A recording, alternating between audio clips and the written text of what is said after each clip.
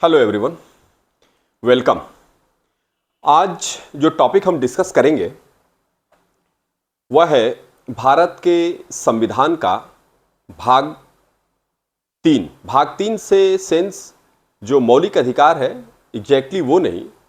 हम लोगों ने ये सुनिश्चित किया था अपने पिछले वीडियो में जो हम डिस्कस कर रहे थे, तो ये सुनिश्चित किया था कि हम लोग भारत के पूरे संविधान को 10 भागों में बांट के अध्ययन करेंगे, जिसका दो पार्ट हम लोगों ने पढ़ लिया है और आज तीसरा पार्ट हम लोग पढ़ेंगे। इस प्रकार 10 पार्ट में पूरे संविधान को पढ़ने की एक प्लानिंग हम लोगों ने की थी।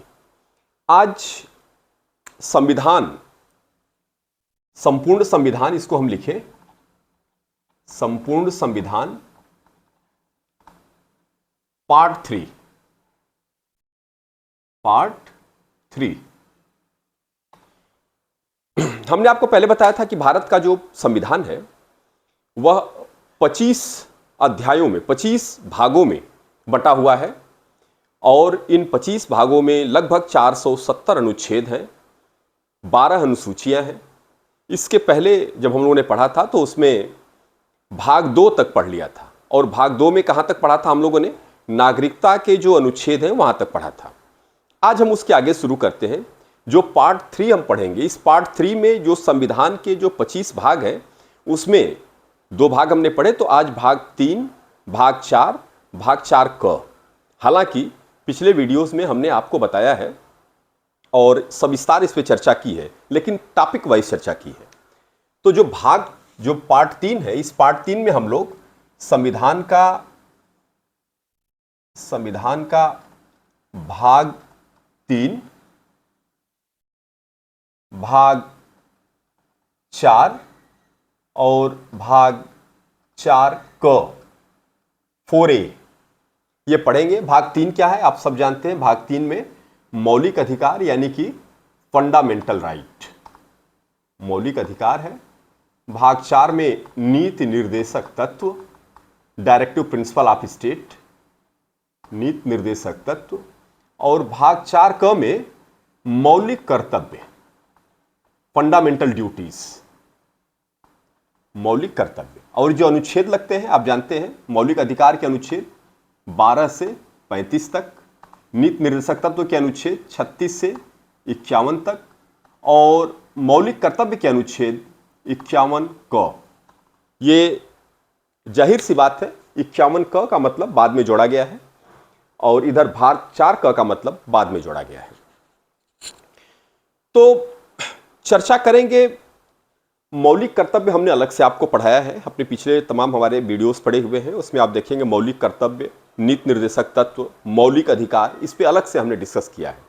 आज जो हम लोग पढ़ेंगे इसको एक कंसाइज्ड स्टडी करेंगे, जिसमें हम प्रमुख बातें आपको बताएंगे। डिटेल में आपको जानना है तो मेरे पीछे वीडियोस में आप जा सकते हैं और उसमें आप सिलसिलेवार, अनुच्छेद वाइज विस्तार से इसको देखेंगे। आज हम इस पे एक कंसाइज, एक ऐसा दृष्टि डालेंगे जिसमें प्रथम दृष्टिया सारी बातें नजर आएं, स्पष्ट आएं और जो प्रमुख चीजें हैं वो शामिल हो जाएं, जो अक्सर जब विषयवार या टॉपिक वाइज इस अनुच्छेद को हम पढ़ते हैं तो उसमें नहीं मिलते।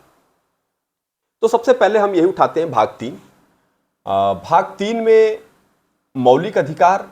ये मौलिक अधिकार आप जानते हैं कि भारत के संविधान में प्रारंभ से ही है और जब भारत का संविधान प्रारंभ हुआ था तो हमारे पास 7 मौलिक अधिकार थे। एक मौलिक अधिकार इस समय नहीं है, अब 6 मौलिक अधिकार हैं। भारत के संविधान में मौलिक अधिकारों को शामिल करने के लिए औपचारिक रूप से कोई पहला प्रस्ताव जब आया था, हमारा देश जब आज़ादी के लिए संघर्ष कर रहा था, तो उस समय सन 1928 में, आप अधिकांश स्कॉलर जानते होंगे, 1928 में नेहरू रिपोर्ट आई थी। नेहरू रिपोर्ट का मतलब पंडित जवाहरलाल नेहरू नहीं, इनके पिताजी पंडित मोतीलाल नेहरू के नेतृत्व में एक कमेटी बनाई गई थी, नेहरू रिपोर्ट। और इस रिपोर्ट ने फंडामेंटल राइट यानी कि मौलिक अधिकारों के बारे में रिकमेंडेशन किया था। तो पहली रूप से औपचारिक रिकमेंडेशन कांग्रेस के अधिकृत किसी पार्ट द्वारा या किसी कमेटी द्वारा किया गया था, तो ये था। बाद में जब हमारे संविधान बनने के लिए संविधान सभा को विभिन्न समितियों में बांटा गया, तो जो मौलिक अधिकार समिति थी, इसको भी आप सब लोग जानते होंगे, मौलिक अधिकार समिति के अध्यक्ष कौन थे? मौलिक अधिकार समिति के अध्यक्ष सरदार वल्लभ भाई पटेल, सरदार वल्लभ भाई पटेल। तो इस प्रकार उन्होंने कुल 7 फंडामेंटल राइट के बारे में रिकमेंडेशन किया था, और 7 फंडामेंटल राइट आप जानते हैं, जिसमें से अनुच्छेद 12 और 13, हमने कहा कि 12 से 35 तक है, तो 12 और 13 आप जान लीजिए कि स्टेट को डिफाइन करता है। जो फंडामेंटल राइट है, एक बात आप समझिएगा, कोई भी डेमोक्रेटिक स्टेट या कोई भी लोकतांत्रिक राज्य, उसकी पहचान कैसे होती है कि वह किस मात्रा तक लोकतांत्रिक है और किस मात्रा तक अपने संविधान में कल्याणकारी राज्य की अवधारणा को शामिल करता है। अगर इससे पहचानना है तो कहा जाता है कि सबसे पहला काम आप कर सकते हैं कि देख लीजिए कि उस संविधान में नागरिकों को कौन कौन से अधिकार प्रदत्त हैं।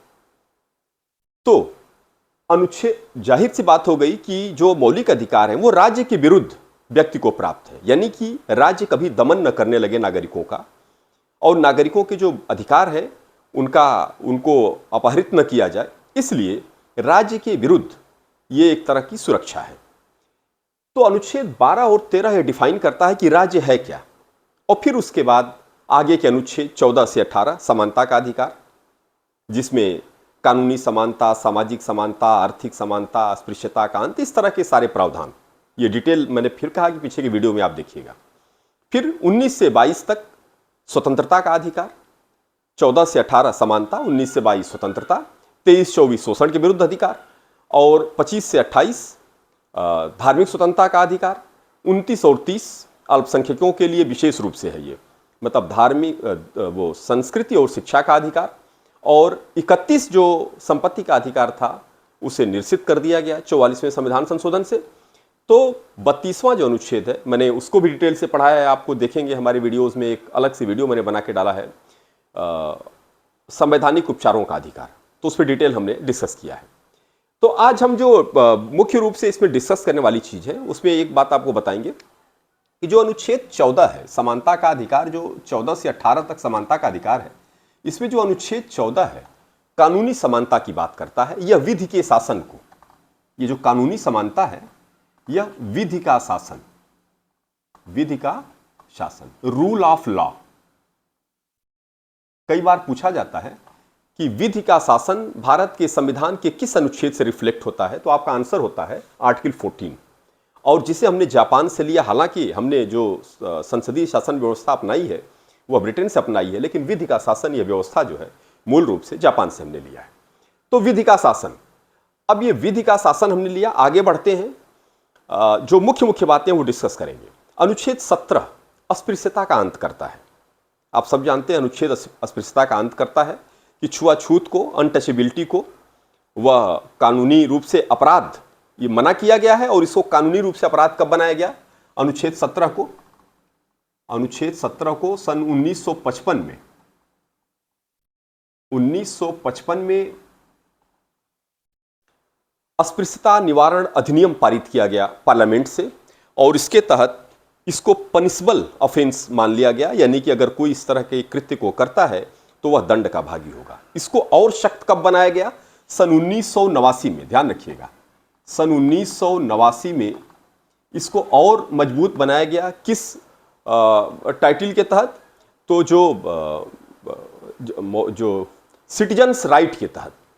क्या इसमें संशोधन किया गया? सिटीजन्स राइट, सिटीजन्स राइट के तहत, RIGST, सिटीजन्स राइट के तहत इसको और कड़ा किया गया है। और आप जानते हैं इसमें तमाम अनुसूचित जाति, जनजाति, वो सब सारे अधिनियम इसमें शामिल कर लिए गए हैं।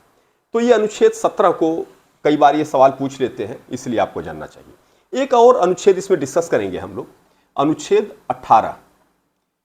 अनुच्छेद 18 क्या है? आप सब जानते हैं कि जब अंग्रेज थे तो अंग्रेजों ने हमारे देश में एक पद सोपानी व्यवस्था, हायरार्किकल सोसाइटी को बनाने का कार्य किया। इसके तहत उन्होंने क्या किया? समाज के कुछ लोगों को राय साहब, खान साहब, सर, इस तरह की उपाधि दे दी। तो वो लोग विशेष रूप से समाज में एक डिग्निफाइड करने की कोशिश की गई और समाज में स्तरीय व्यवस्था बनाने की कोशिश की गई। जब हमारा देश आज़ाद हो गया तो हमने माना कि सब लोग बराबर हैं, कोई व्यक्ति के नाते ऊपर नीचे नहीं हो सकता, और इसलिए हमने क्या कर दिया? संविधान के अनुच्छेद 18 के तहत उपाधियों के अंत की घोषणा कर दी। लेकिन उपाधियों के अंत की घोषणा तो की, लेकिन सन 1954 में से भारत सरकार ने क्या किया, कुछ उपाधियां बांटना शुरू कर दी। क्या? भारत रत्न, पद्म विभूषण, आप सब जानते हैं, पद्म विभूषण, पद्म भूषण, पद्मश्री, इस तरह की उपाधियां भारत सरकार ने बांटनी शुरू कर दी। और क्या कहा कि यह उपाधि कोई आपकी विशेषता दर्शाने के लिए नहीं है, बल्कि यह भारत सरकार की या भारत की सेवा के बदले आपको यह सम्मान दिया जा रहा है। तो यह एक तरह का सम्मान है, जो देश का सर्वोच्च सम्मान है वो है भारत रत्न। और आप सब जानते हैं, भारत में पहला भारत रत्न सम्मान भारत के पहले उपराष्ट्रपति सर्वपल्ली डॉक्टर राधाकृष्णन को दिया गया था। तो 1954 से यह परिपाटी शुरू की गई। हालांकि जब जनता पार्टी की सरकार आई तो उसने इसको समाप्त कर दिया, लेकिन फिर 1980 में जब इंदिरा जी सरकार में आई तो उन्होंने फिर से इसको शुरू कर दिया और आज भी यह जारी है। तो उपाधियों के अंत का यह इस तरह का प्रावधान था। अब आते हैं हम लोग जो स्वतंत्रता का अनुच्छेद है उसमें 19 से 22। तो आपको बता दें, जो अनुच्छेद 19 है, यह अनुच्छेद 19 बहुत ही इंपॉर्टेंट है और अनुच्छेद 19 के तहत हमें 6 स्वतंत्रताएं प्राप्त हैं, आप सब जानते हैं। और अनुच्छेद 19 सस्पेंड नहीं होता। हाँ, जब भारत में कभी इमरजेंसी इंपोज की जाती है, अर्थात 352 इंपोज किया जाता है, तो अनुच्छेद 19 स्वतः सस्पेंड हो जाता है। अब यहाँ महत्वपूर्ण जानने की बात यह है कि इसमें अभिव्यक्ति की आज़ादी, प्रेस की आज़ादी, अनुच्छेद 19 में सब शामिल है। अनुच्छेद 19 में ही एक और अधिकार दे दिया गया है जिसे सुप्रीम कोर्ट ने डिफाइन किया है। वह क्या है? सूचना का अधिकार। कई बार आपसे पूछा जाता है परीक्षाओं में, सूचना का अधिकार यह भारत के मौलिक अधिकार के किस अधिनियम के तहत डिफाइन है? सुप्रीम कोर्ट ने इसे अनुच्छेद 19 के तहत डिफाइन किया है। और आप जानते हैं सन 2005 में बाकायदे सन 2005 में सूचना का अधिकार अधिनियम संसद से पारित किया गया। और संसद से पारित इस कानून के द्वारा शासन में, सरकार में ट्रांसपेरेंसी लाने के लिए, पारदर्शिता लाने के लिए और व्यक्ति को सूचना प्राप्त करने के अधिकार को महत्वपूर्ण शामिल करते हुए, क्योंकि कहा गया कि व्यक्ति स्वतंत्र तब तक नहीं है जब तक उसे सूचना प्राप्त करने का अधिकार नहीं है। और स्वतंत्रता का अधिकार एक बार फंडामेंटल राइट है, तो सूचना प्राप्त करने का अधिकार भी स्वतः ही फंडामेंटल राइट हो जाता है। इसकी कुछ लिमिटेशंस हो सकती है जो सरकार ने तय कर रखी है, लेकिन सामान्य तौर पर सूचना प्राप्त करना व्यक्ति का अधिकार है। तो इस तरह से डिफाइन किया गया। आप जानते हैं 5 सदस्यीय भारत सरकार ने 5 सदस्यीय एक सूचना आयोग बना रखा है और बाकायदे वो अपेक्स बॉडी है और उसे यहाँ तक अधिकार है कि वह किसी व्यक्ति या किसी सरकारी अमले के खिलाफ 25,000 रुपये तक का मैक्सिमम एक दोष भी सिद्ध कर सकती है, पनिश भी कर सकती है। तो ये अनुच्छेद 22 है। अब आगे बढ़ते हैं। भारत के संविधान में 2 और अनुच्छेद हैं, अनुच्छेद 20 और 21, बड़े महत्वपूर्ण हैं। अनुच्छेद 20 क्या है समझेंगे। आर्टिकल 20 जो है वह, इसमें 3 बातें हैं आर्टिकल 20 में। एक तो यह कि किसी व्यक्ति के लिए कोई भूतलक्षी कानून, कोई ऐसा कानून नहीं बन सकता जिसे पीछे से रेट्रोस्पेक्टिव इफेक्ट से उसे लागू कर दे। पीछे से नहीं लागू। आज कानून आपने बनाया तो इसको आज से या आगे से लागू करेंगे, पीछे से नहीं। इसलिए पीछे किए हुए कृत्य के लिए आज कानून बनाकर किसी व्यक्ति को सजा नहीं दी जा सकती, पहली बात। दूसरी बात, एक ही अपराध में किसी व्यक्ति को 2 बार सजा नहीं दी जा सकती। और तीसरी बात, किसी व्यक्ति को अपने ही विरुद्ध बयान देने के लिए बाध्य नहीं किया जा सकता। और इसीलिए अगर पुलिस कभी किसी व्यक्ति से कन्फेशन कराती है, उससे अगर कोई व्यक्ति कन्फेस करता, अपने ही विरुद्ध गवाही देता है, तो वह कोर्ट में एडमिसिबल नहीं होता है, आप सब जानते हैं। तो 3 तरह की इसमें सुरक्षा है। तो ये हुआ अनुच्छेद 20। अनुच्छेद 21 क्या है, बड़ा इंपॉर्टेंट है, आप सब जानते हैं। यह एक ऐसा आर्टिकल है जिसे कभी सस्पेंड ही नहीं, अनुच्छेद 20 और 21 दोनों कभी सस्पेंड ही नहीं होते। अनुच्छेद 21 में कहा गया है कि किसी व्यक्ति को विधि की स्थापित प्रक्रिया के अतिरिक्त उसको उसके प्राण से, उसके शरीर से मुक्त नहीं किया जा सकता, अलग नहीं किया जा सकता। यानी कि जीवन की स्वतंत्रता का अधिकार, जीवन जीने का अधिकार, अनुच्छेद 21। अब अनुच्छेद 21 का ही विस्तार किया गया है। आप सब जानते हैं अनुच्छेद 21 में ही, अनुच्छेद 21 क क्या करता है? शिक्षा का अधिकार, शिक्षा का अधिकार मौलिक अधिकार बना दिया गया है। अनुच्छेद 21 क से 86वां संशोधन 2002, जिसे 2009 में एक्ट बना के 6 से 14 वर्ष तक के बच्चों को, आप सब जानते हैं 6 से 14 वर्ष तक के बच्चों को निःशुल्क शिक्षा का अधिकार प्रदान किया गया है। तो अनुच्छेद 21 का 86वें संशोधन से एक तो यह किया गया, और दूसरा एक बात और जानिएगा, जो 10 मौलिक कर्तव्य थे उसमें एक मौलिक कर्तव्य बढ़ा दिया गया है, 11वां, जिसमें प्रत्येक माँ बाप की यह जिम्मेदारी है कि वो अपने 14 साल से कम उम्र के बच्चे को स्कूल अवश्य भेजे शिक्षा ग्रहण करने के लिए। तो यहां पर 86वां संशोधन ये हुआ। तो 21 क का देखिए विस्तार कितना महत्वपूर्ण धारा है। 21 क का विस्तार शिक्षा के अधिकार तक, और 21 में ही एक और चीज है, निजता का अधिकार। ये आप जान लीजिएगा, आर्टिकल 21 में निजता का अधिकार। निजता का अधिकार क्या है? मौलिक अधिकार है। निजता का अधिकार मौलिक अधिकार है। और यह पुट्टू स्वामी केस में, किस केस में? पुट्टू स्वामी वर्सेस यूनियन ऑफ इंडिया, मतलब भारत सरकार, यूनियन ऑफ इंडिया में सन 2017 में इसे सुप्रीम कोर्ट ने बोला कि निजता का अधिकार व्यक्ति का फंडामेंटल राइट है और इसे अनुच्छेद 21 के तहत पढ़ा जाना चाहिए। तो इस प्रकार निजता का अधिकार भी फंडामेंटल राइट है, यद्यपि इस पर लिमिटेशंस हैं और देश की सुरक्षा, कई बार से सामाजिक व्यवस्था, लॉ एंड ऑर्डर इत्यादि के संदर्भ में इसे लिमिट भी किया गया है निजता के अधिकार को। लेकिन सरसरी तौर पर, प्राथमिक तौर पर यह फंडामेंटल राइट है। इस प्रकार अनुच्छेद 21 के तहत ही कई बार पूछा जाता है कि निजता का अधिकार किस अनुच्छेद के तहत फंडामेंटल राइट है? तो 21 के तहत। अब आते हैं अनुच्छेद 22 पर, आर्टिकल 22। जो आर्टिकल 22 है यह हमें कई स्थितियों में गिरफ्तारी से बचाव करता है, बचाव का प्रावधान करता है, हमें सुरक्षा देता है। अनुच्छेद 22 ही यह व्यवस्था करता है कि अगर कभी किसी व्यक्ति को गिरफ्तार किया जाता है तो उस व्यक्ति को यह जानने का अधिकार है कि उसे किस आरोप में गिरफ्तार किया गया है। दूसरी बात, उसे अपने वकील की मदद लेने का अधिकार है। और तीसरी बात, उसे गिरफ्तार करने के 24 घंटे के भीतर अदालत में पेश करना होगा।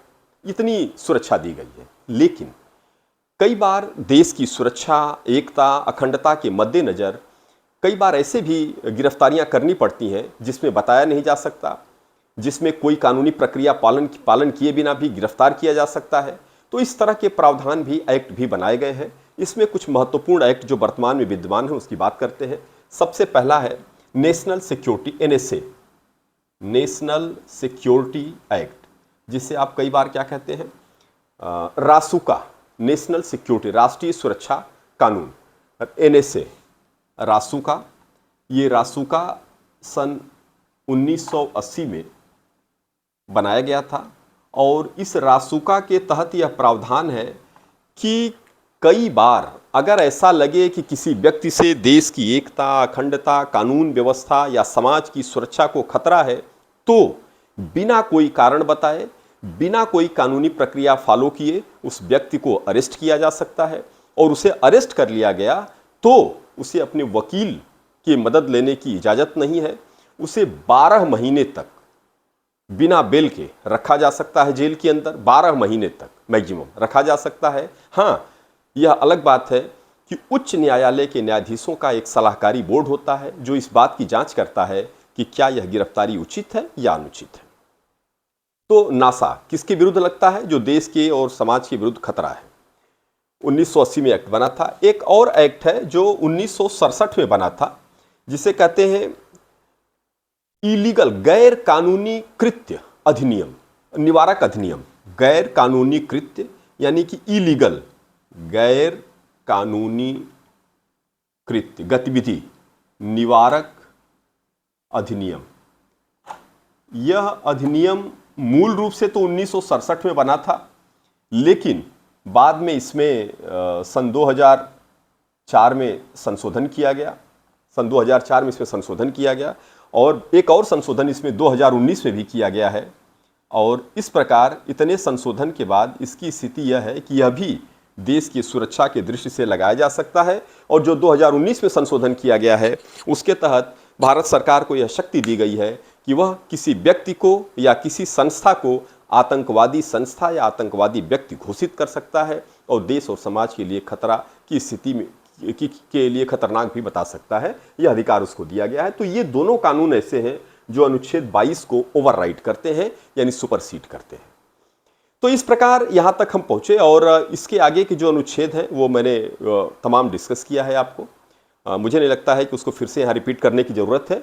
32 तो मैंने विशेष रूप से डिस्कस किया है। हाँ, अनुच्छेद 31 जो संपत्ति का अधिकार था उसे अब क्या कर दिया गया है, समाप्त कर दिया गया है। किस अनुच्छेद से? 44वें संशोधन से। और समाप्त करके अनुच्छेद 31 को भारत के संविधान के अनुच्छेद 300 क में रख दिया गया है। 300 क में उसे कानूनी अधिकार के रूप में रख दिया गया है। अब वह एक संपत्ति का अधिकार, एक कानूनी अधिकार तो हो सकता है लेकिन मौलिक अधिकार नहीं है। मौलिक अधिकार के रूप में उसे दर्जा प्राप्त नहीं है और इसलिए मौलिक कानून फंडामेंटल राइट की जो सुरक्षा है वो सुरक्षा इसको हासिल नहीं है। अब थोड़ी बात हम लोग करते हैं कि जो नीति निर्देशक तत्व है, डायरेक्टिव प्रिंसिपल ऑफ स्टेट है, वह क्या है? जो नीति निर्देशक तत्व है आप सब जानते हैं भारत के संविधान के भाग 4 में है। संविधान के अनुच्छेद, जैसा कि मैंने ऊपर लिखा था, भाग 4 में अनुच्छेद 36 से 51 और ये 36 से 51 है। यह नीति निर्देशक तत्व आप सब जानते हैं किस देश से लिया गया था, किस देश के प्रावधान से लिया गया था? आयरलैंड से। और मौलिक अधिकार किस देश से लिया गया है? फंडामेंटल राइट यूएसए यानी कि अमेरिका के संविधान से लिया गया है। ये जो मौलिक कर्तव्य है अनुच्छेद 36 से 51 तक, यह राज्य को निर्देशित करने वाले तत्व हैं। आप सब जानते हैं, इस पर मैंने अलग से वीडियो बनाया है। और इन्हें कानून की शक्ति प्राप्त नहीं है, यानी कि यह कानून से लागू नहीं कराए, कोर्ट से लागू नहीं कराए जा सकते। अब यहां एक दो बात आपको बता दें। जो अनुच्छेद 38 और 39 है, यह वेलफेयर स्टेट को डिफाइन करता है। ये बताता है कि भारत कैसे कल्याणकारी राज्य होगा। कई बार यह सवाल पूछा जाता है, विशेष रूप से ध्यान रखिएगा, अगर कभी प्रश्न आता है कि भारत के नीति निर्देशक तत्वों में या भारत के संविधान का कौन सा आर्टिकल वेलफेयर स्टेट के रूप में भारत को डिफाइन करता है, तो वह है अनुच्छेद 39। ठीक है, तो नीति निर्देशक तत्व हैं 36 से 51 तक है। इसको डिटेल आप पढ़िएगा, हमारे दूसरे वीडियो में पढ़ा हुआ है, बहुत सारे वीडियो उसमें पढ़े हुए हैं। आगे बात करते हैं मौलिक कर्तव्य, फंडामेंटल ड्यूटी। ये तो भाग 4 में है और भाग 4 क में फंडामेंटल ड्यूटी का मतलब मौलिक कर्तव्य। तो जो मौलिक कर्तव्य है यह भारत के संविधान में कब जोड़ा गया था? 42वें संविधान संशोधन से। मौलिक कर्तव्य भारत के संविधान में 42वें संविधान संशोधन से। किससे? 42वां संविधान संशोधन कब हुआ था? 1976 में। और इसे एक समिति की रिपोर्ट पर, रिकमेंडेशन पर किया गया था। वह थी स्वर्ण सिंह समिति ने इसकी रिकमेंडेशन की थी और स्वर्ण सिंह समिति के रिकमेंडेशन के आधार पर इसे लागू किया गया था। और कई बार पूछा जाता है कि किस देश के संविधान से लिया गया है, तो जो इस पहले पूर्व यूएसएसआर जिसे सोवियत संघ कहते हैं, सोवियत संघ के संविधान से हमारे देश में यह लिया गया था। आप जानते हैं यह वही दौर था जब सोवियत संघ से हमारे रिश्ते बहुत अच्छे हो गए थे। सन 1971 में सोवियत संघ से हमने एक संधि की थी जिसे शांति संधि, कई बार सैन्य संधि भी कहते हैं, और वहीं से प्रेरित होकर हमने मौलिक कर्तव्य भारत के संविधान में शामिल किया था।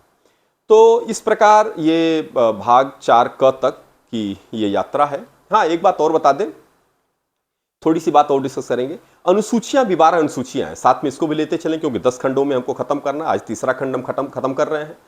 जो अनुसूचियां, उसमें 4 अनुसूचियों के बारे में जान लीजिए। 1 से लेकर 4 तक अनुसूचियां क्या है। अनुसूची 1 क्या कहती है? भारत राज्य को डिफाइन करती है। भारत का राज्य क्षेत्र, यानी कि भारत का नाम, भारत का राज्य क्षेत्र, भारत की सीमा, इसको डिफाइन करता है अनुसूची 1। भारत के राज्य में, मैंने पहले भी बताया आपने उसमें वीडियो में कि कैसे भारत के राज्य का नाम बदला जा सकता है, राज्यों की वो सब बदली जा सकती है, ये अधिकार संसद को दिया गया है।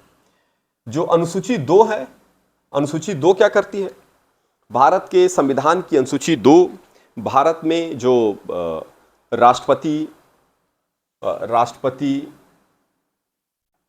राज्यपाल, उपराष्ट्रपति, स्पीकर, डिप्टी स्पीकर, उच्च न्यायालय, उच्चतम न्यायालय के न्यायाधीश, इनके वेतन भत्तों को डिफाइन करती है कि इनके वेतन भत्ते कैसे मिलेंगे, ये इसमें तय किया गया है अनुसूची 2 में। अनुसूची 3 क्या करती है? अनुसूची 3 कहती है कि ये इनके वेतन भत्ते, और अनुसूची 3 इन्हीं राष्ट्रपति, उपराष्ट्रपति, न्यायाधीश, इनके शपथ और संज्ञान को डिफाइन करती है अनुसूची 3। और अनुसूची 4 क्या करती है? अनुसूची 4 राज्यों एवं केंद्र शासित प्रदेशों में राज्यसभा की सीट, किसकी सीट? राज्यसभा की सीट को सुनिश्चित करती है कि किस क्षेत्र से कितनी राज्यसभा की सीटें होंगी।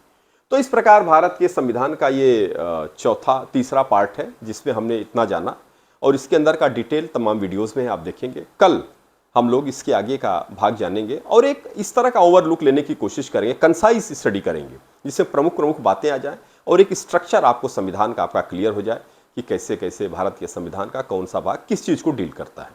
मुझे उम्मीद है कि आपको समझ आया होगा। कहीं कोई परेशानी है तो आप प्रश्न पूछेंगे। Thank you very much.